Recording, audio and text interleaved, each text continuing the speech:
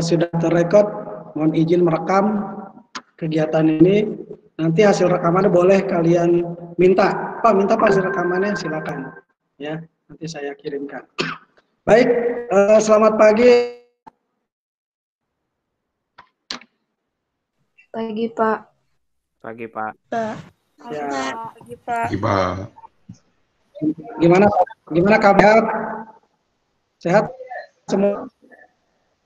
Sehat, Pak. Ya. Sehat, alhamdulillah.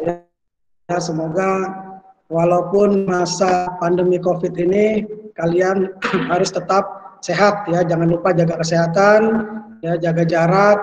Walaupun sama Yayang, sama pacarmu jaga jarak tetap ya. Kalau itu harus jaga jarak, ya. Pakai masker dan pakai semuanya, gitu. Supaya mudah-mudahan pandemi ini cepat berlalu. Dan kalian harus tetap semangat, ya. Kalian harus tetap semangat walaupun PJJ, ya, pembelajaran jarak jauh. Kalian tetap di kegiatan pembelajaran dengan semangat. Peserta yang hadir ada 21. Ya, dari 22 siswa, satu orang nggak hadir. Siapa? Siapa Nat yang nggak hadir, Nat? Clarissa, Pak. Kayaknya Alfa deh, Pak. Dia soalnya nggak absen. Oh, Clarissa. Kenapa? Clarissa kenapa? Sakit? Alfa, Pak, kayaknya. Soalnya nggak bilang ke Bu Cecil juga. Oh, apa itu? Ya, nanti tolong sampaikan kesehatan dengan nanti ada hal yang harus diisi ya di Google Classroom. Baik, materi ini yang Bapak sampaikan adalah tentang PPH 21. Mungkin pertemuan kemarin kalian sudah menjelaskan, sudah Bapak berikan juga tentang konsep-konsep dari PPH 21 ya, kemarin terakhir itu, yaitu tentang kemarin yang terakhir bahasannya. Ada yang tahu? Terakhir kemarin tentang apa? Masa lupa? Yang ada gambar-gambarnya loh.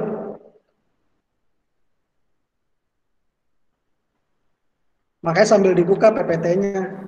Badan. Ya, itu PPH badan. Ya, yang sebelumnya tentang PPH 21 saya sudah menginformasikan, yaitu tentang mekanisme potong dan pungut. Ya, mekanisme potong dan pungut. Oke. Bapak akan memunculkan dulu slide presentasinya.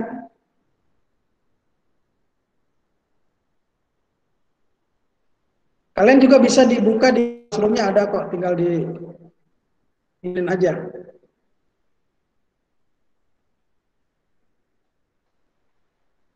Pak muncul lagi.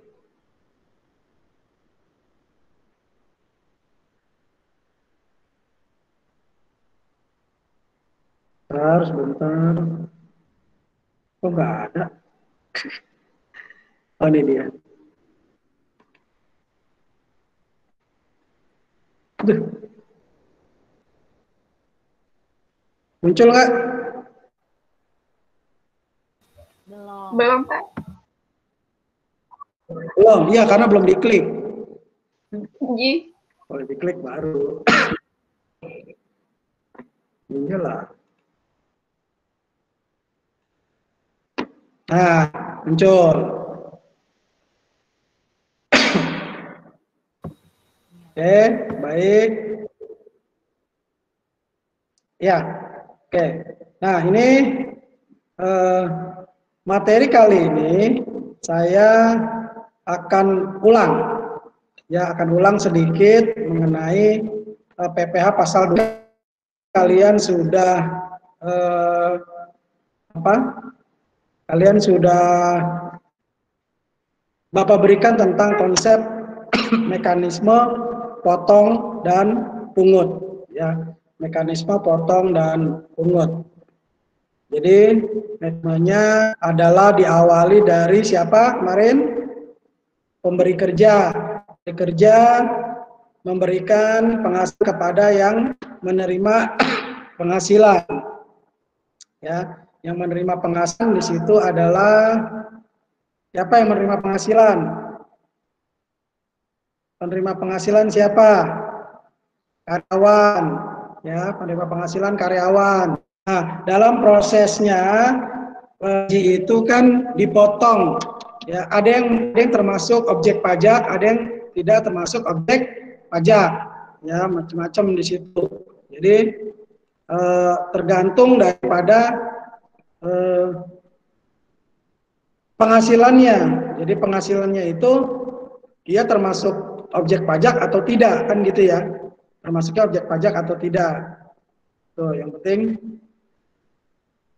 ntar ini rada ini ya, rada lemot lah kalau dibilang mah. Ntar nih karena banyak muncul ya.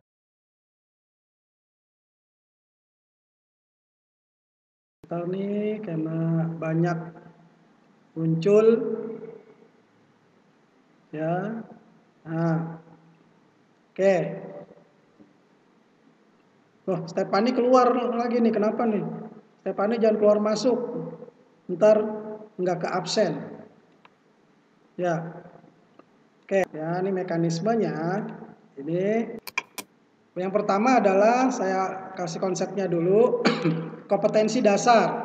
Ya, kompetensi dasarnya adalah menganalisis data pembuatan SPT PPh pasal 21, lalu melakukan perhitungan PPh pasal 21. Nah, indikator pencapaian kompetensinya nanti kalian diharapkan kalian ini ya, indikatornya lihat IPK-nya, nanti kalian menganalisis data pembuatan SPT pajak pasal 21, mengidentifikasi data pembuatan SPT pasal 21, lalu melakukan perhitungan pajak pasal 21, mempresentasikan perhitungannya, bagaimana menghitungnya, dan mengelola data PPh 21 ke dalam SPT.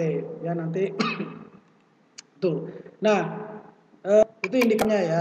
Jadi tujuan akan nantinya kalian adalah ini, ya, mampu menganalisis data PPh 21, mampu mengidentifikasi, melakukan perhitungan pasal 21, dan mengelola data PPh 21 ke dalam SPT. Ini adalah mekanisme yang kemarin saya sudah sampaikan ke kalian. Ya, ini adalah mekanisme bukti potong dan pungut.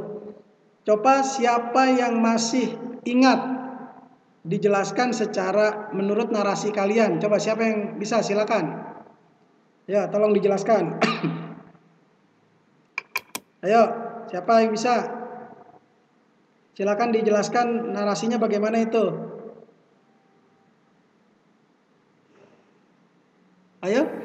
Pak, tadi bilang maaf sinyalnya jelek. Oh, sinyalnya ya nggak apa-apa lah. Ya, kalau sinyal udah biasa lah itu. Oke, silakan siapa yang bisa mempresentasikan ini. Ayo. Silakan siapa? Natasha bisa?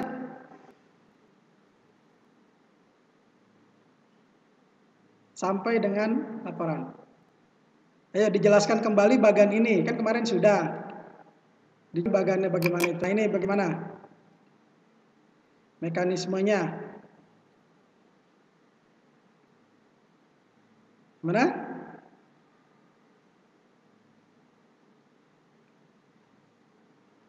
Ini nggak ada yang bisa.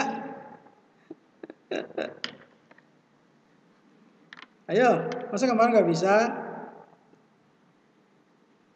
Ayo siapa yang bisa? Yang bisa, ayo silakan. Ayo berani berpendapat. Kemarin udah kan potong pungut kan?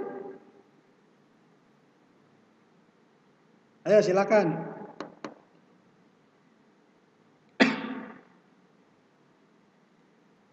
Ayo. Suaranya mana, Nat?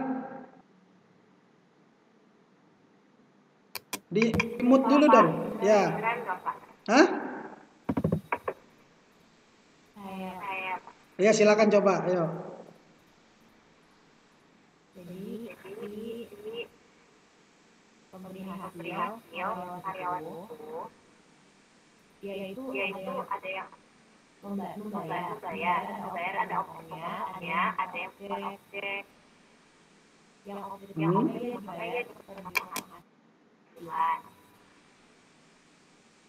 Terus nanti yang objek potongan itu dibayar kayak potong, ada yang potong, ada yang pungut, di store, terus dilaporkan, mendapatkan bukti potong. Dari bukti potong ini dapat SSP, habis itu bakal dimasukin ke SPT-nya saya. Ya, oke. Ada yang mau silakan? Ada yang ingin menyampaikan kembali? Ya, ya intinya adalah ya pemberi hasil membayarnya apa? Membayar bisa gaji, penghasilan, honorarium dan sebagainya ya, yang termasuk dalam objek pemotongan atau bukan objek potongan. Nah, penerima penghasilan ini ya, ini adalah karyawan yang membayarnya gaji ya. Ada yang masuk objek pemotongan, ada yang bukan objek potong. Nah, jika objek pemotongan, maka kewajiban perpajakan si pemberi hasil adalah potong, pungut, setor, lapor ya. Potong pungut itu harus ada bukti potongnya. Setor harus ada SSP-nya. Lapor harus menggunakan SPT masa. Nah, nanti inilah yang akan kalian pelajari. Ya, potong pungut ini bukti potong dan pemotongan ini pun harus ada caranya. Ya, kita harus bisa ada caranya untuk memotong dan memungutnya. Ya, gitu ya. Sampai dengan hasilnya terakhir ada SPT. Lalu ini dasar hukumnya. Ya, dasar hukumnya ada undang-undang, PP, Permenkyu dan peraturan Direktorat Jenderal Pajak. Ini hukumnya. Nah, terakhir ke pengertian PPA pasal 21. Terakhir enggak lah. Ya. Yang dimaksud dengan PPA pasal 21 adalah pajak penghasilan sehubungan dengan pekerjaan, ya kan? Ya, jadi sehubungan dengan pekerjaan, jasa dan kegiatan yang dilakukan WP orang pribadi. Ya. Yang menerima penghasilan berupa gaji, uang pensiun, tunjangan, bonus, THR, upah, honorarium dan sebagainya dalam bentuk apapun. Pembayaran lainnya dalam nama dan dalam bentuk apapun. Nah, bagi yang menerimanya wajib pajak dalam negeri, maka itu adalah PPA pasal 21. Kalau yang menerimanya wajib pajak luar negeri, maka PPA pasal 26. Gitu ya. Jadi perbedaannya ada di wajib pajaknya. Jadi kalau ada pertanyaan nanti apa perbedaan antara PPA di manakah letak perbedaan PPA pasal 21 dan 26? Yaitu di wajib pajaknya. Ya. Oke, ngerti ya? Gitu, di wajib pajaknya. Itu pengertian. Ini ada luar negerinya, Pak. Ya, betul, ya. Di wajib pajaknya. Soal itu nanti saya munculkan nanti di ini, ya. Itu pengertian. Sampai sini pengertian pasal 21, ada pertanyaan? Silakan. Jika ada pertanyaan. Nggak ada. Lanjut ya. Oke, lanjut. Pemotong. Siapa sih yang disebut dengan pemotong pasal 21? Tadi mekanismenya adalah pemberi kerja. Siapa itu pemberi kerja? Itu bisa orang pribadi ataupun badan. Termasuk BUT. Ya, termasuk BUT. Apa itu BUT? Siapa yang tahu coba? Apa itu BUT? Halo? Badan usaha tetap. Ya, bentuk usaha tetap. Ya, apa cirinya BUT? Apa ciri BUT? Kemarin sudah kita sampaikan di awal. Apa ciri BUT? Ayo. Ada yang tahu? Tidak punya kantor pusat di Indonesia. Betul. Ya. Kantornya ada kantor pusatnya di luar negeri. Di Indonesia hanya perwakilan cabang aja. Betul ya. Oke. Lalu pemotong selanjutnya adalah bendaharawan pemerintah, baik pusat maupun daerah. Ya, termasuk instansi lembaga pemerintahan lain, lembaga negara lainnya, kedubes RI di luar negeri. Ya, itu juga pemotong. Lalu dana pensiun, PT Taspen, BPJS Kesehatan dan BPJS Ketenaga kerjaan itu sebagai pemotong. Lalu penyelenggara kegiatan, ya penyelenggara kegiatan ada konser atau segala macamnya, ya itu juga pemotong, ya penyelenggara kegiatan. Ya organisasi yang bersifat nasional dan internasional, perkumpulan orang pribadi serta lembaga yang menyelenggarakan kegiatan. Itu adalah pemotong PPh pasal 21, ya. Terus, nah, ini tidak wajib melakukan pemotongan. Ya, bukan pemotong itu adalah kantor perwakilan negara asing, organisasi internasional, yaitu adalah bukan wajib potong ya, tidak wajib potong gitu. Pokoknya organisasi internasional yang ada di luar negeri aja. Dia kan biasanya ada di sini contohnya apa? PBB, WHO, lalu apalagi kedubes-kedubesnya di sini itu bukan pemotong PPh pasal 21 ya, gitu. Lalu siapa sih penerima penghasilan yang dipotong pasal 21? Yang dipotong pasal 21 ada pegawai, baik pegawai tetap maupun pegawai tidak tetap. Nah, contoh-contohnya ada di sini ya. Lalu penerima pesangon, pensiun atau uang manfaat pensiun, tunjangan hari tua. Nah, ini juga adalah penerima penghasilan yang dipotong pasal 21. Ya. Gitu. Ada pertanyaan sampai sini? Nanti kalau ada pertanyaan langsung aja ya. Misalkan Pak nanya Pak langsung gitu. Jangan ini. Jangan apa namanya? Jangan diam. Kalau itu mau nanya silakan. Oke? Sampai sini udah ngerti masih ngerti? Ya, ya. Silakan. Pak, peserta apa aja, Pak? Peserta kegiatan misalkan ada satu kegiatan, misalkan ada seminar. Ya, ada seminar-seminar. Itu juga merupakan kegiatan. Karena biasanya seminar-seminar atau misalkan ada seminarnya terlalu jauh, misalkan saya dapat uang transport atau segala macam, ya itu kena nantinya PPh 21 atau penyelenggara kegiatannya di sana memberikan transport ke saya, ya atau memberikan uang apalah di mereka itu juga kena. Ya. Kegiatan bukan hanya itu, kegiatan juga ada juga misalkan konser, itu kan kegiatan masuknya. Nah di dalam kegiatan konser biasanya ada artis-artis yang di situ kan. Nah makanya tapi memang itu bukan seperti ini kan masuknya bukan pegawai, ya. Tapi kalau dia masuk dalam peserta kegiatan itu dipotong PPh pasal 21. Kegiatan macam-macam banyak, ya gitu ya. Ya salah satunya ya itu tadi kegiatannya bisa seminar, bisa segala macam, ya terus apa konser-konser musik, konser tentang apa dan segala macamnya. Di situ adalah peserta kegiatan, ya. Gitu. Ada lagi pertanyaan? Lagi? Ada nggak? Enggak, Pak.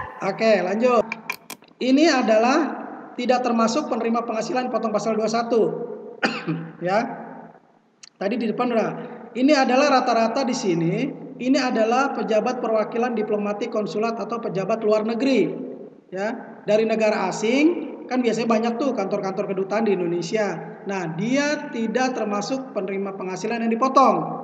Ya, tidak boleh dipotong. Tapi di sini ada syarat dan ketentuan berlaku yang di bawah ini nih. Yang penting dia bukan WNI, ya, bukan warga negara Indonesia. Lalu tidak menerima atau memperoleh penghasilan lain di luar negeri selain jabatannya di Indonesia. Ya, di luar jabatannya di Indonesia. Lalu yang ketiga, negara yang bersangkutan memberikan perlakuan timbal balik. Maksudnya apa? Kita tidak mengenakan pajak ke mereka. Berarti warga negara Indonesia yang ada di luar negeri pun yang bekerja sebagai pejabat perwakilan diplomatik ya atau konsulat itu tidak dikenai pajak gitu. Makanya di sini ada syarat dan ketentuan yang berlaku. Yang penting bukan warga negara Indonesia. Oke? Ya. Waktu pejabat perwakilan organisasi internasional juga sama. Ya, yang penting mereka tidak menjalankan usaha kegiatan atau pekerjaan lain untuk memperoleh penghasilan Indonesia. Pak, ada pertanyaan misalkan, Pak, kalau pejabatnya ini dia apa sebutnya ada usaha di Indonesia juga. Nah, ini yang usaha di Indonesia ini wajib dikenai pajak, gitu loh. Karena dia berusaha di Indonesia. Kecuali dia misalkan menjadi tenaga ini aja gitu, tenaga apa namanya perwakilan diplomatik aja, konsulat aja, duta besar aja gitu ya, begitu.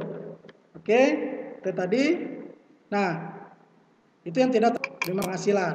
Nah, Yang dipotong penghasilan itu biasanya yang diterima secara teratur dan secara tidak teratur. Sama tuh. Berupa apa? Upah harian, upah mingguan, upah bulanan, upah satuan, dan upah borongan. Dan semua yang jenis yang ada di sini. Ya, tuh. Lalu, nah tidak termasuk penghasilan. Yang tidak termasuk penghasilan ini semua. Pembayaran manfaat pensiun, asuransi dwi guna, asuransi beasiswa, kecelakaan itu tidak dipotong pajak. Ya secara logika aja ya, masa orang sudah kecelakaan ya, manfaatnya masa dipotong pajak, masa udah jatuh ketimpa tangga, ketimpa cat, ketimpa segala macam udah itu, semuanya ditimpa dia, kesian bener dah tuh. Ya. Jadi yang manfaat-manfaat itu tidak dikenakan pajak. Oke. Ada pertanyaan sampai sini? Tidak? Oke. Kita masuk ke dalam penghitungan PPh pasal 21. Nah, ini harus kalian cermati nih perhitungannya. Ya, kalian harus cermati baik-baik di sini. Saya akan menjelaskan yang sebelah sini dulu nih. Ya. Kelihatan nggak dari sini? Nggak? Kelihatan? Kelihatan ini? Kelihatan ya? Kelihatan. No problem. Oke. Ingat, perhitungan PPh pasal 21 diawali dari penghasilan bruto. Apa yang dimaksud dengan penghasilan bruto? Ada yang tahu penghasilan bruto itu apa? Silakan, yang tahu.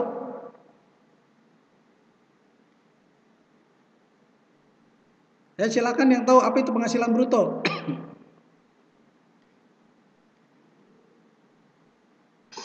Penghasilan kotor. Iya, betul. Begitu aja kok repot jawabnya. Penghasilan kotor. Berarti penghasilan kotor adalah penghasilan yang belum dikurangin apapun. Itu yang disebut dengan penghasilan bruto atau penghasilan kotor. Ya, berarti masih ada pengurang-pengurangnya. Nah, di dalam perpajakan penghasilan bruto itu adalah ya, penghasilan dari gaji, tunjangan-tunjangan yang menyertainya. Itu penghasilan bruto, ya. Jadi kan tahu nih, oh iya ini yang termasuk ini adalah ini, yang termasuk ini adalah ini. Tuh. Nah, penghasilan bruto ya, ini yang diterima oleh pegawai tetap dan pegawai tidak tetap. Nanti ada perbedaannya, ya.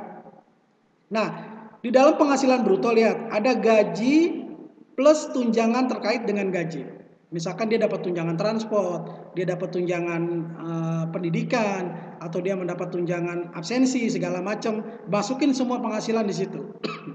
Ya. Nah, pengurangnya adalah ini yang di sini nih.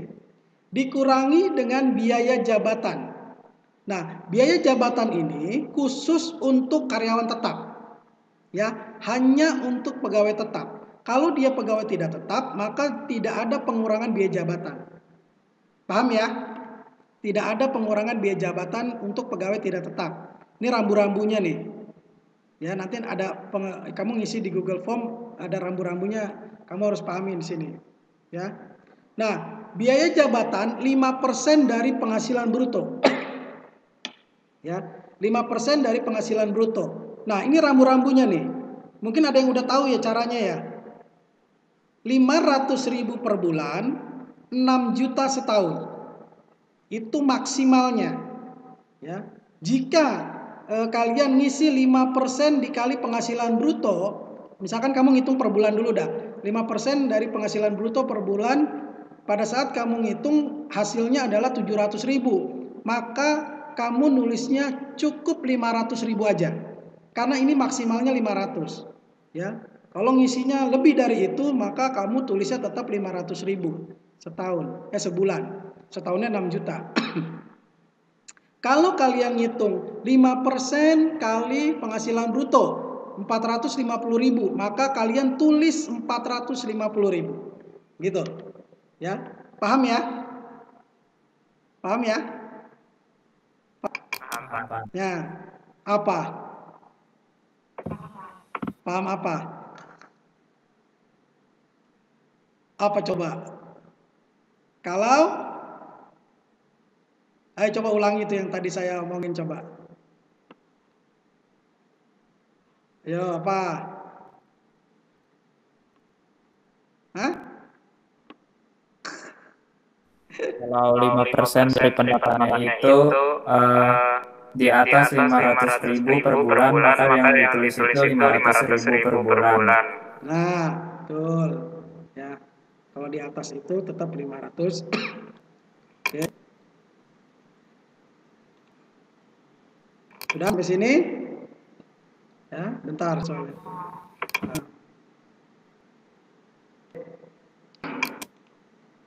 Nah, di sini. Lalu ada dikurangi oleh apa lagi? Pengurangnya oleh iuran-iuran yang terkait dengan penghasilan tetap. Misalkan, si wajib pajak membayar iuran pensiun, si wajib pajak membayar iuran jaminan kecelakaan kerja, si wajib pajak membayar yang lain-lain gitu ya. Sesuai dengan yang dia bayar gitu. Nanti dimasukkan ke sini. Nanti pengurangnya ini ya, nanti pengurangannya ini ditambahin. Ya. Pengurangnya ditambahkan, nanti hasilnya penghasilan bruto dikurang dengan ini biaya yang dikurang-kurangi, hasilnya adalah penghasilan neto. Ya, penghasilan bruto dikurangi di sini nih biaya jabatan, dikurangi dengan iuran-iuran yang terkait dengan penghasilan tetap, itu sama dengan penghasilan neto. Lalu penghasilan neto dikurangi, ini ikutin panahnya ya. Yang 3 ini kamu cuekin dulu. Saya akan bahas yang sini dulu. Penghasilan neto dikurangi dengan PTKP. Apa itu PTKP? Apa itu PTKP? Ayo, ada yang tahu? Silakan. PTKP adalah Penghasilan tidak pajak. ya, PTKP adalah penghasilan tidak kena pajak. Ya, PTKP adalah penghasilan tidak kena pajak. Nah, penghasilan neto dikurangi PTKP, hasilnya adalah penghasilan kena pajak. Ingat, jika di soal itu sudah tulisannya penghasilan kena pajak, maka kalian nggak perlu lagi ngitung-ngitung yang belah sini nih. Ya, nanti kalau soal kan biasanya ngejebak tuh. Biasanya saya bikin soal jebak. Penghasilan brutonya sekian, dikurangi sekian. Terus ketemulah penghasilan kena pajaknya setahun sekian gitu loh. Berapa pajaknya? Kalian ngitung dari awal. Padahal di situ sudah penghasilan kena pajak. Nanti ya. Kalau sudah penghasilan kena pajak di sini, maka ini langsung dihitung menjadi perhitungan di pajaknya berapa langsung. Nah, kalau sudah ketemu penghasilan kena pajak, maka hitung nanti tarifnya. Nanti ada di slide berikutnya tentang tarif pasal 17 Undang-Undang PPH. Ya, ingat ya. Cara mencari penghasilan kena pajak bagaimana? Penghasilan neto dikurangi PTKP. Nah, PTKP apa? Penghasilan tidak kena pajak. Ya. Ada yang udah tahu PTKP bagaimana? Perhitungan PTKP ada yang udah tahu? Kan slide-nya sebelumnya udah saya kasih tahu tuh. Harusnya sudah dibaca. Ada yang tahu? Nanti saya kasih tahu ya. Oke. Nah, nanti penghasilan kena pajaknya menjadi ini tarif pasal 17 dikalinya ya. Nah, jika nanti wajib pajak tidak memiliki NPWP, maka tarifnya 20% lebih tinggi. Ya, dari pajak yang terutang ditambahin 20%. Makanya mendingan bikin NPWP ya. Ya. Tuh, makanya ntar tinggal di hitung bagaimana caranya. Ada pertanyaan sampai sini tentang penghasilan bruto? Ya. Ada pertanyaan silakan.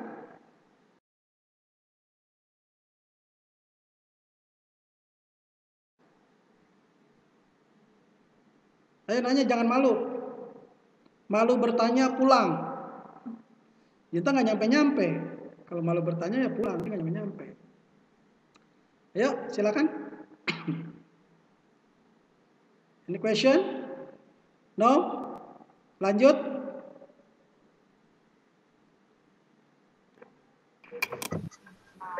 Lanjut, ngerti ya berarti ya. Oke, kita sekarang membahas tentang PTKP. Nah, ini yang disebut dengan penghasilan tidak kena pajak. Ya, ini ada tidak kena pajak. Nih, untuk diri pegawai sendiri 54 juta. Tambahan untuk pegawai yang menikah 4,5 juta. Tambahan untuk setiap anggota keluarga 4,5 juta. Jadi anak, bisa anak, orang tua itu bisa. Cuma maksimal itu 3. Ya, maksimal cuma 3. Nggak boleh banyak. Pak, kalau anaknya 5 gimana? 3 hitungannya. Ya. Jadi ntar totalnya berapa? Lalu tambahan bagi istri bekerja yang penghasilannya digabung sama penghasilan suami 54 juta penambahannya. Nah, ini berlaku nanti yang disebut dengan TK. K1. Nanti saya tampilkan juga ininya ya. Bukan slide ya, di Excel adanya. Itu nanti K1, K2 berapa nanti kamu bisa capture. Ya, bisa capture di situ. Nah, ini adalah perhitungan PTKP. Ya, penghasilan tidak kena pajak. Kalau misalkan jomblo, kalau jomblo itu berarti TK 0. Ya, TK dia, tidak kawin. Ya, berarti dia cuma ini doang nih 54 juta. Gitu ya. Terus kalau dia menanggung misalnya Pak, tapi kawinnya nggak ada karena dia belum menikah, ini nggak perlu ditambahin. Tapi dia boleh menanggung adiknya misalkan, atau di situ ada orang tuanya 2, tapi ada syarat dan ketentuan berlaku nanti. Ya, ini perhitungan setahun, ini perhitungan sebulan. Tapi biasanya PTKP dihitung selama setahun dulu. Jadi nanti ininya penghasilan kena pajaknya dibikin setahun. Jadi ngitungnya setahun nanti. PTKP-nya setahun soalnya. Ya, nanti ada kita latihan. Lalu ini ada pertanyaan PTKP. Silakan kalau bertanya dong. Ayo nanya. Nggak ada? Oke, kalau nggak ada pertanyaan. Nah, ini adalah PTKP khusus karyawati. Ya, khusus karyawati.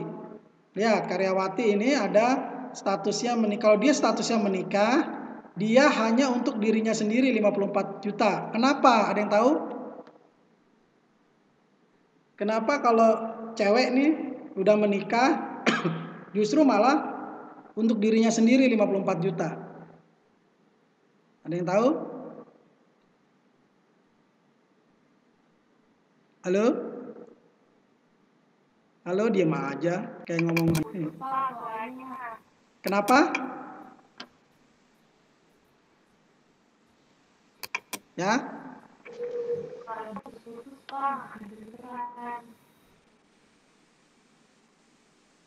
Oke, untuk karyawati yang statusnya menikah itu hanya untuk dirinya sendiri 54 juta. Kenapa? Karena seluruh tanggungannya ada di suaminya. Ya, seluruh tanggungannya ada di suaminya. Ya, berbeda dengan yang belum menikah. Kalau belum menikah dia bisa untuk diri sendiri dan tanggungan maksimal 3 orang. Nah, bagaimana misalkan si karyawatinya bisa dihitung seluruhnya? Boleh, tapi itu ada syarat dan ketentuan berlaku. Yaitu suami tidak menerima atau memperoleh penghasilan. Ya, suami tidak memperoleh penghasilan. Nah, ini ya, suami tidak memperoleh penghasilan. Syaratnya menunjukkan keterangan tertulis dari pemerintah daerah setempat, serendah-rendahnya kecamatan bahwa suaminya tidak menerima atau memperoleh penghasilan. Itu, ya. Itu. Coba silakan kalau ada pertanyaan. Perhitungan yang PTKP-nya. Ini akan saya munculkan PTKP.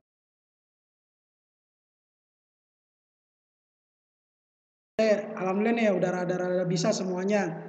Nah, baik, untuk pembelajaran kali ini pas waktunya habis. Ya, Bapak mengharapkan kalian juga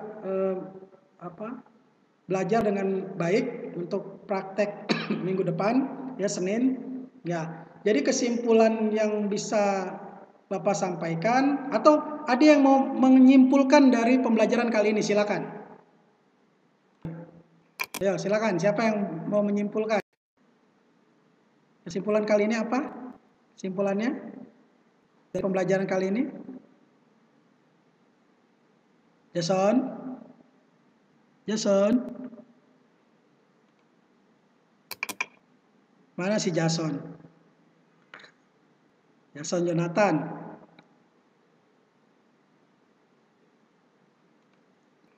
Silakan yang berani menyimpulkan kegiatan kali ini. Ayo. Apa yang sudah kalian pelajari sekarang ini apa aja coba? Ayo. Tinggal dinyampaikan aja. Apa?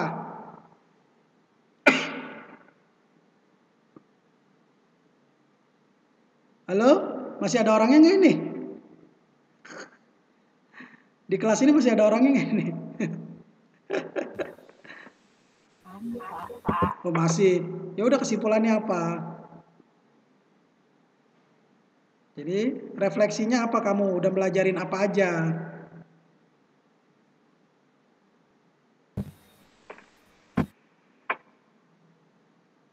Ayo, ditunggu. Jadi mengetahui PTKP, Pak. Ya, mengetahui PTKP. Ya. Terus menghitung bruto menjadi netto. Ya. Ya, itu namanya refleksi. Saya jadi tahu tentang PTKP. Saya jadi tahu tentang PPh 21, ngitungnya seperti itu ya. Itu ya benar.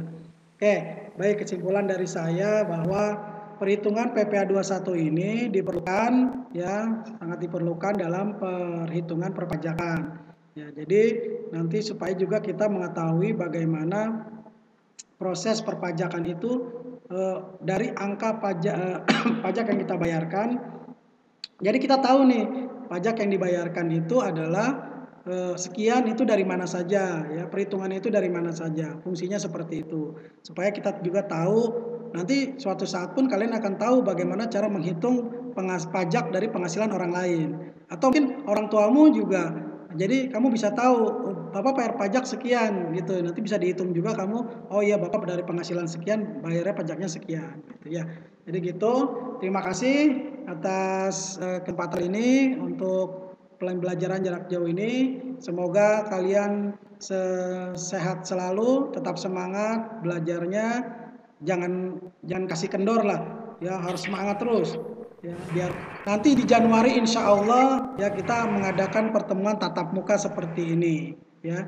Seperti ini berarti PJJ ya, tatap muka di bangku. Kalian akan ke sekolah, nanti datang ke sekolah ketemu saya gitu. Akan kita mulai dengan, tapi tetap protokoler kesehatan dijalankan gitu ya.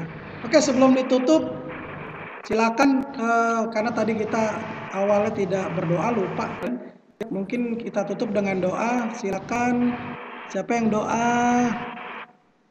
Regina, boleh pimpin dengan doa. Regina, pimpin doa. Mari teman-teman, sebelum kita menutup pembelajaran hari ini, kita tutup dengan doa. Sesuai dengan kepercayaan masing berdoa dimulai.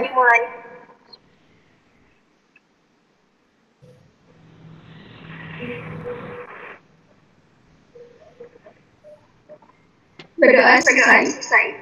Oke, terima kasih Regina. Salam dengan keluarga, semoga kalian sehat semua dan selamat.